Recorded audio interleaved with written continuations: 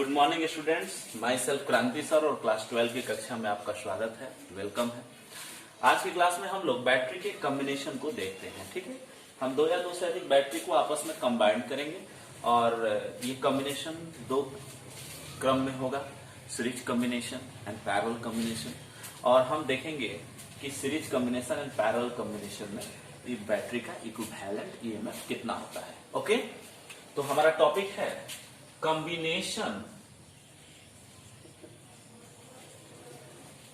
Of cell, या आप इसको कह सकते हैं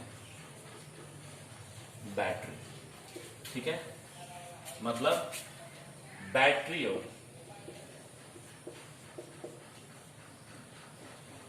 का संयोजन।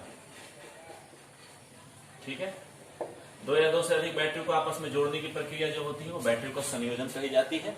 और ये संयोजन दो प्रकार के होते हैं। फर्स्ट में है सीरीज कॉम्बिनेशन और सेकंड है पैरेलल कॉम्बिनेशन। सीरीज कॉम्बिनेशन आप जानते हैं श्रेणी क्रम,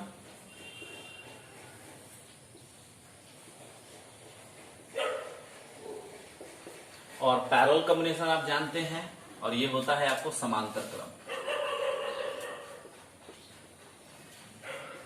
ओके, तो चलिए हम सबसे पहले अपने सीरीज कॉम्बिनेशन को समझते हैं। तो फर्स्ट में हमारा क्या है, सीरीज कॉम्बिनेशन। ओके, तो सीरीज कॉम्बिनेशन हम कर रहे हैं कि हम बहुत सारे बैटरी को आपस में कनेक्ट कर रहे हैं सीरीज कॉम्बिनेशन में। तो चलिए, आप जानते हैं बैटरी का सिंबल ये होता है और इस बैटरी का ईएमएफ हमने E1 लिया है। और आप जानते हैं कि किसी भी बैटरी का एक परिमित प्रतिरोध होता है जिसको इंटरनल रेसिस्टेंस बोलते हैं और इसको हमने डिनोट किया है R1 से। ओके, ये फर्स्ट बैटरी है। इसी प्रकार से इससे फिर एक दूसरी बैटरी कनेक्ट की जाती है, उसी प्रकार से इससे एक तीसरी बैटरी कनेक्ट की जाती है और इसी प्रकार से यहां हमने NV बैटरी को कनेक्ट किया है। फर्स्ट बैटरी का ईएमएफ E1, सेकंड का E2 internal resistance R2, third का E3 इंटरनल रेजिस्टेंस R3 और NV बैटरी का ईएमएफ EN और इंटरनल रेजिस्टेंस RN। और इस सब को इन सारे बैटरी के कॉम्बिनेशन को एक एक्सटर्नल रेजिस्टेंस, बाहरी प्रतिरोध या जिसको हम लोड बोलते हैं, उससे हम कनेक्ट कर दे रहे हैं। और इस लोड का जो रेसिस्टेंस है वो कितना है, R है, ताकि हमको एक क्लोज लूप बन सके। और इस क्लोज लूप बन जाने के बाद क्या हो सके कि इसमें करंट प्रवाहित हो सके। ओके विद्यार्थी, ये पॉजिटिव टर्मिनल है, ये निगेटिव टर्मिनल, ये पॉजिटिव टर्मिनल, ये निगेटिव, ये पॉजिटिव, ये निगेटिव, ये पॉजिटिव और ये क्या है, निगेटिव। ओके, अब थोड़ा सा गौर कीजिए कि पॉजिटिव टर्मिनल से करंट निकलेगा और ये करंट कितना हमने मान लिया है, I मान लिया है।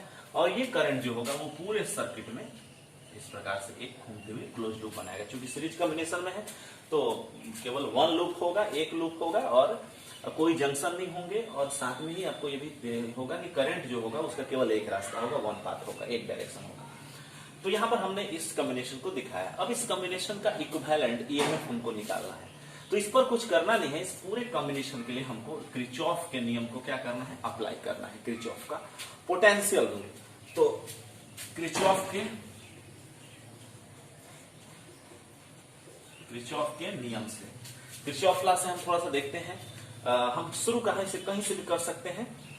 हम यहां से शुरू करते हैं। ओके, यहां से हम शुरू कर रहे हैं अपने लूप में चलना। तो इस पॉइंट ए मान सकते हैं, ए से ऐसे जा रहे हैं और फिर वापस ए पर आ रहे हैं। विद्यार्थी, करंट की दिशा में जाते हुए यदि आपको कोई रेसिस्टेंस मिलता है तो आपका पोटेंशियल ड्रॉप करता है -I × R। ये हो जाएगा -I × R। उसके बाद आप यहां से यहां पहुंचते हैं, ऐसे लूप में बढ़ रहे हैं, इधर कोई भी रेसिस्टेंस नहीं है, यहां रेसिस्टेंस है बैटरी का। और करंट की जो दिशा है वो हम दिखा रहे हैं इस प्रकार से। इसका मतलब है कि करंट की दिशा में जाते हुए हम प्रतिरोध को पार कर रहे हैं और वो इंटरनल प्रतिरोध कितना है, RN है। तो ये हो जाएगा लॉसिंग पोटेंशियल I × R। उसके बाद देखिए आगे बढ़िए, निगेटिव टर्मिनल से पॉजिटिव टर्मिनल की ओर जाने पर पोटेंशियल इंक्रीज करता है और वो कितना इंक्रीज करेगा, जितना बैटरी का ईएमएफ होगा, EM।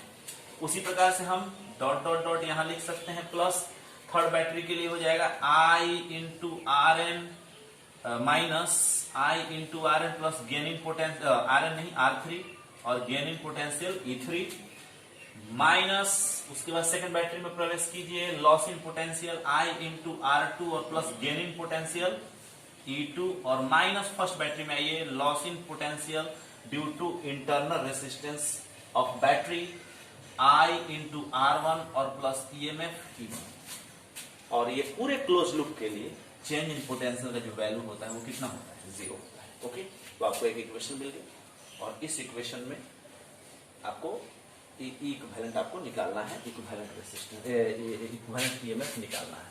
तो चलिए हम इसको थोड़ा सा आगे बढ़ा रहे हैं और इसको थोड़ा सा सॉल्व कर रहे हैं। कुछ खास नहीं है, बस आप देखिए एक ऐसी राशि है जिसमें करंट है और दूसरी ऐसी राशि है जिसके पास ईएमएफ है। तो हम इनको क्या कर देंगे, सेपरेट कर देंगे। एक साइड हमारे पास वैसी राशि होंगी जिनमें करंट होगा और दूसरी ऐसी राशि होगी जिसमें केवल ईएमएफ होगा, मतलब बैटरी का ईएमएफ होगा। तो चलिए यहां हम माइनस आई कॉमन कर दिया और यहां पर हो जाएगा आपको R plus R1 plus R2 plus R3 dot dot dot plus RN बराबर ये पूरा ईएमएफ इस साइड आ जाएगा तो सब माइनस हो जाएगा, सब में से माइनस कॉमन करेंगे तो हो जाएगा यहाँ E1 plus E2 plus E3 plus dot dot dot plus EM। विद्यार्थी माइनस का साइन माइनस साइन खत्म हो गया, कैंसल उसको हम मान सकते, कैंसल ऐसा तो लिखा नहीं जाता है, मतलब माइनस माइनस जो है वो निगलेक्ट हो जाएगा। और यहां आप इसको लिख सकते हैं करंट I इंटू R और plus summation RI where I equal to 1 से n तक, 1 2 3 4 इस प्रकार से n टर्म तक है, इसलिए मैंने इसको लिख दिया। इक्वल टू हमारा हो जाएगा, इस सारे ईएमएफ को आप जोड़ दीजिए तो हो जाएगा समेशन EI। ओके, कोई दिक्कत? अब देखिए यहां पर क्या हो जाएगा, ये हो जाएगा आपको I current I equal to हो जाएगा समेशन ईएमएफ EI और बटा resistance R plus summation R। ये आपको करंट का वैल्यू हो गया, जो करंट आपको इस सर्किट से, इस कॉम्बिनेशन से प्राप्त होगा। तब यहां पर देखिए इस कॉम्बिनेशन में करंट आपका जो है वो समेशन EI बटा R प्लस समेशन RI है। तो अगर आप ओम का नियम अप्लाई कर रहे हैं तो ओम का नियम कहता है कि कोई भी करंट आपके पास है तो वो वोल्टेज, इलेक्ट्रिक पोटेंशियल, वोल्टेज और रेसिस्टेंस का अनुपात होगा। तो इसका मतलब ऊपर वाली जो क्वांटिटी है वो टोटल ईएमएफ हो गई और नीचे वाली जो क्वांटिटी है वो क्या हो जाएगी, टोटल रेसिस्टेंस हो गई। तो ये ऊपर वाली जो क्वांटिटी है जिसको हम लिखेंगे समेशन EI, मतलब सारे बैटरी के ईएमएफ को जोड़ दीजिए, वो आपको कहा जाएगा इक्विवेलेंट ईएमएफ। इक्विवेलेंट EMF और R plus summation RI equal to हो जाएगा आपको R इक्विवेलेंट, जिसको आप लिखेंगे इक्विवेलेंट रेसिस्टेंस। ओके, तो यहां पर ये जो टर्म है समेशन EI जो है वो इक्विवेलेंट आपको ईएमएफ बताएगा। अगर आपके पास बहुत सारी बैटरियां हैं और उस बैटरियों को आपस में आप कनेक्ट कर रहे हैं तो आपका ईएमएफ जो होता है, बैटरी का जो ईएमएफ होता है वो सभी बैटरी उस कॉम्बिनेशन में जुड़े हुए सभी बैटरी के ईएमएफ के योगफल के बराबर होगा। ठीक है, कोई दिक्कत? अगर बैटरी में जो, अगर आपके पास जो बैटरी है, जैसे मान लीजिए आपके पास बहुत सारी बैटरी हैं और सारे बैटरियों का ईएमएफ एक समान है, तो क्या होगा? नोट पहला, यदि सभी बैटरीज का ईएमएफ एवं इंटरनल रेसिस्टेंस एक समान हो तो क्या होगा? ईएमएफ सबका एक समान हो और इंटरनल रेजिस्टेंस क्या हो? समान हो। तो I बराबर आपका हो जाएगा, सब समान होना चाहिए और इनकी संख्या मान लीजिए n है तो n टर्म तक इसको जोड़ेंगे तो ये हो जाएगा n इंटू EMF E और प्लस हो जाएगा R plus N into small r। Okay, आप इसको एक और फॉर्म में भी लिख सकते हैं, आप इसको ऐसे भी लिख सकते हैं I equal to E R by N और प्लस स्मॉल r। कोई अंतर नहीं पड़ेगा, मैंने स्मॉल n कॉमन कर दिया है ऊपर और नीचे, और वो कट गया, और ये आपको I का मान हो गया। I बराबर EMF E प्लस बटा में R प्लस R बटा N प्लस स्मॉल r। कोई दिक्कत? कोई दिक्कत यहाँ तक? ठीक, बहुत अच्छा। अब थोड़ा सा गौर करते हैं कि यदि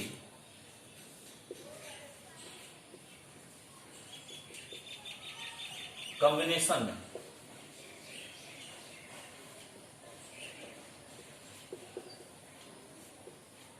कुछ बैटरी का पोल अपोजिट कनेक्ट हो, कनेक्ट हो, तो इसका मतलब क्या होगा? थोड़ा सा गौर करते हैं। यहां पर मान लेते हैं आपके पास एक ये कॉम्बिनेशन है। इस कॉम्बिनेशन में यहां देखिए, इस कॉम्बिनेशन में ये देखिए, positive terminal negative terminal, positive terminal negative terminal, positive terminal negative terminal. लेकिन इस बैटरी को उल्टा जोड़ देते हैं, नेगेटिव टर्मिनल को पहले कर देते हैं, पॉजिटिव को बाद में कर देते हैं। इस प्रकार से मान लीजिए कोई कॉम्बिनेशन हो गया, ये और यहां हमने बैटरी को उल्टा जोड़ दिया है। यहां देखिए, नेगेटिव टर्मिनल से पॉजिटिव जुड़ा है, फिर नेगेटिव से नेगेटिव जुड़ गया है। तो ये क्या होगा कि ये जो है, यहां पर देखिए क्या होगा कि तीन, यहां पर तीन बैटरी हैं, EMF E, E और E। अब देखिए इसका टोटल EMF कितना हो जाएगा? ये अपोजिट जुड़ गए हैं, पॉजिटिव नेगेटिव, पॉजिटिव नेगेटिव से नहीं जुड़ा है, नेगेटिव नेगेटिव से जुड़ा है। तो अगर मान लेते हैं यहां से आप गुजर रहे हैं, आगे जा रहे हैं, तो बैटरी के नेगेटिव पॉजिटिव से किधर गए? नेगेटिव। तो लॉस इन पोटेंशियल कितना हुआ? EMF E हुआ। और फिर नेगेटिव से पॉजिटिव जा रहे हैं टर्मिनल पर, तो गेन इन पोटेंशियल E हुआ। तो ये दोनों एक दूसरे को कैंसिल कर देगा ना, तो बचेगा कितना? इतना बचेगा, है ना? कोई दिक्कत समझ में आ रहा है? तो इस प्रकार से क्या हो गया कि ये एक दूसरे को लॉस कर दिया, एक दूसरे को कैंसिल कर दे रहा है, और फिर यहां पर हम जब नेगेटिव से पॉजिटिव जा रहे हैं तो हमको एक गेन इन पोटेंशियल प्राप्त हो रहा है। तो टोटल नंबर ऑफ टोटल आपके बैटरीज कितने हैं? N है, N मतलब 3 है। और आपको बैटरी का कितना भाग प्राप्त हो रहा है? कितना बैटरी प्राप्त हो रहा है? कितना आपको EMF प्राप्त हो रहा है? केवल एक बैटरी का EMF प्राप्त हो रहा है 3 और एक प्राप्त हो रहा है ना? तो EMF तो E है और है 3 और प्राप्त हो रहा है केवल 1, तो इसका मतलब इसमें से 2 क्या हो रहा है? घट रहा है। और बाटा में आपका R बाटा N मतलब 3 और प्लस स्मॉल r, ये जस्ट का तस रहेगा, क्योंकि रेसिस्टेंस जो है वो तो हिट को लॉस करेंगे, पोटेंशियल को लॉस करेंगे ही, तो वो उल्टा जोड़ो या सीधा जोड़ो उससे कोई मतलब नहीं है। आप बैटरी को उल्टा जोड़िए या सीधा जोड़िए, उससे कोई मतलब नहीं है। इंटरनल रेसिस्टेंस या एक्सटर्नल रेसिस्टेंस हमेशा पोटेंशियल को लॉस ही करेंगे। तो यहां पर देखिए E3 - 2 है ना, इस प्रकार से एक फॉर्मूला बन रहा है। लेकिन अब हम इस फॉर्मूले को थोड़ा सा और एक्सटेंशन कर रहे हैं, ठीक है? थोड़ा सा मैं इसको घुमा देता हूं ताकि मैं और एक्सप्लेन कर सकूं। यहां पर थोड़ा सा गौर करेंगे भाई, जहां यहां पर दिख रहा होगा आपको। अब हम 5 बैटरी ले रहे हैं,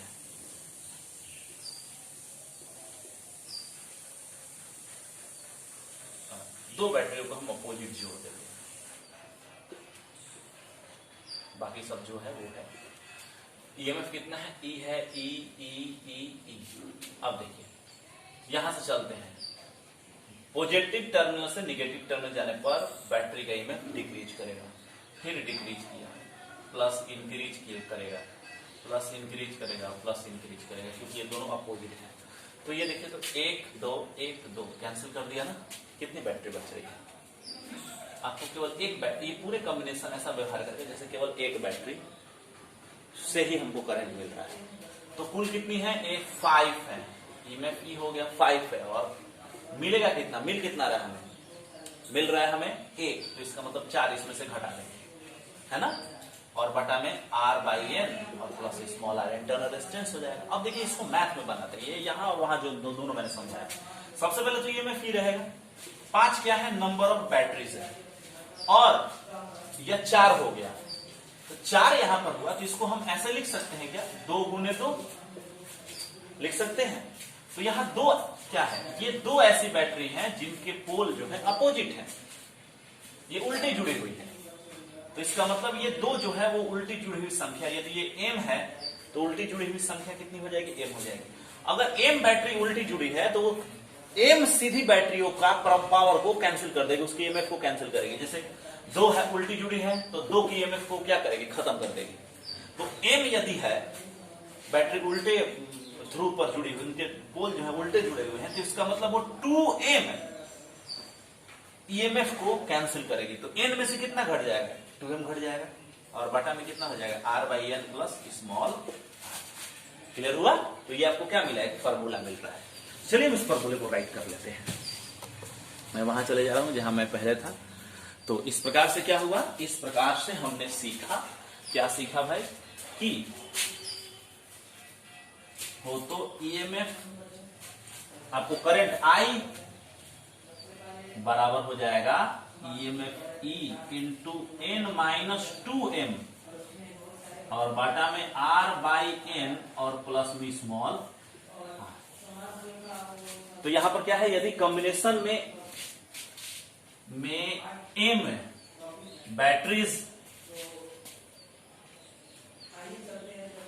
बैटरीज का पोल अपोजिट कनेक्ट हो तो I बराबर होगा ईएमएफ E n-2m बटा r/n प्लस स्मॉल r। तो इस प्रकार से आपका ये 2 नोट हो गए। इन 2 नोटों को आप क्या करेंगे, कंप्लीटली राइट कर लेंगे। ओके, तो ठीक है विद्यार्थी, हम नेक्स्ट क्लास में जब मिलते हैं तो हम सीरीज कॉम्बिनेशन को हमने कंप्लीट कर लिया है, अब हम पैरेलल कॉम्बिनेशन को कंप्लीट करेंगे। Thank you.